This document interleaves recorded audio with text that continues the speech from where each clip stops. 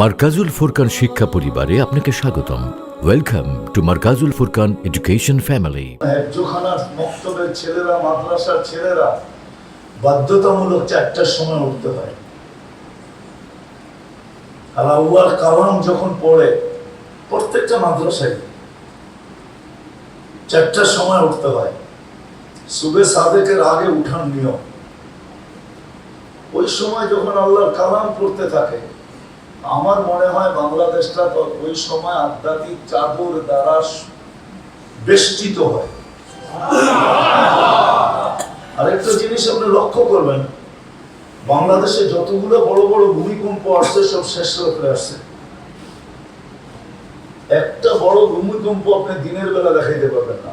হ্যাঁ, দিনের বেলা কম স্কেলের আসছে, কিন্তু যতগুলো বড় বড় 7.8, 6.1, 3 যতগুলো বড় বড় দেখবেন সব শেষ রাতে।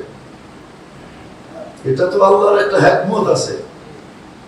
দেওয়ালে বল মারা যায় নিজের যত শরীরের শক্তি আছে শক্তি দিয়া, কিন্তু ব্যাট করতে পারলে ওই পারে যাবে, নাইলে কিন্তু আমার দিকে রিপিটার হবে।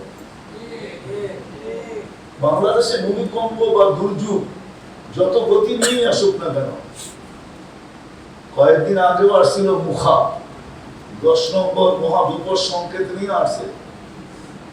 আর আবহাওয়াবিদদের কাছে 10-এর উপরে কোনো সংখ্যা নাই, কিন্তু বাংলাদেশে কোনো বিপর্যয় ঘটে নাই।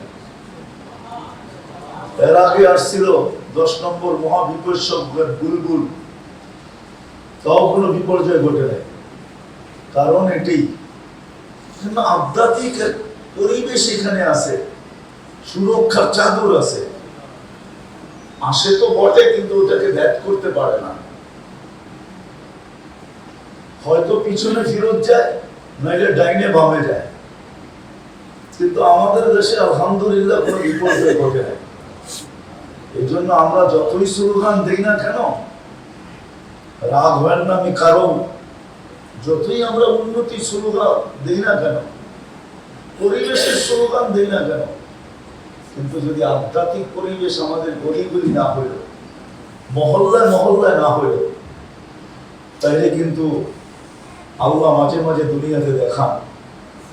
আমি তো বলবো, যতই বলুক না কেন, তুর্কির বিল্ডিং গুলো আমাদের বিল্ডিং এর চেয়ে কোনো দিক দিয়ে দুর্বল ছিল না। কেননা দেশটা তো আমাদের চেয়ে অনেক উন্নত, বিল্ডিং গুলো কোনোদিন আমাদের চেয়ে দুর্বল ছিল না। বাকি অন্যান্য দেশে যে বিপর্যয় ঘটে, অনেকদিন আগে হয়তো হতে পারে, আমি ওই শহর নিজে গেছি, ওইখানে ইটালির যে শহর ভূমিকম্প মাটির সাথে মিশিয়ে রেখা গেছে।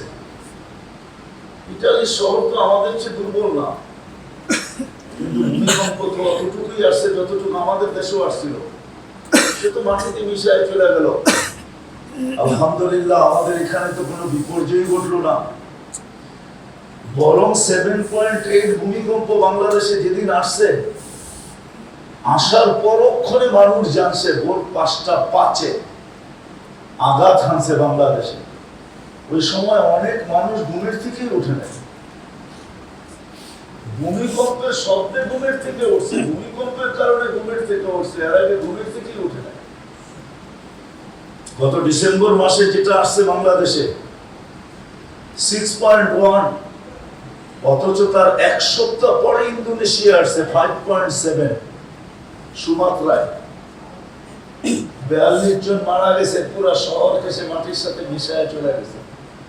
5.7 মাত্র, আর আমাদের দেশে আসছে 6.1। অধিকাংশ মানুষ জানেই না যে ভূমিকম্প আসছে। সকালে উঠে যখন মিডিয়া খুলছে তখন জানছে যে ভূমিকম্প আসছে। আমার মনে আছে, আমি মাত্র লিফট দিয়ে নামতে শুরু করছি, লিফটে উঠবো নামার জন্য, ফজরের নামাজের জন্য, আমাকে পিছন থেকে ঘরের লোকটাই না ধরছে, ভূমিকম্প হইতেছে, লিফটে উঠো না। আমারও খবর নেই যে ভূমিকম্প হইতেছে। আসসালামু আলাইকুম। মারকাজুল ফুরকান শিক্ষা পরিবারে আপনাকে স্বাগতম। Welcome to Markazul Furqan education family, an international education mission. আমাদের প্রতিষ্ঠানসমূহ: মারকাজুল ফুরকান আইডিয়াল মাদ্রাসা, মারকাজুল ফুরকান আইডিয়াল গার্লস মাদ্রাসা, Markazul Furqan ideal English version Islamic school.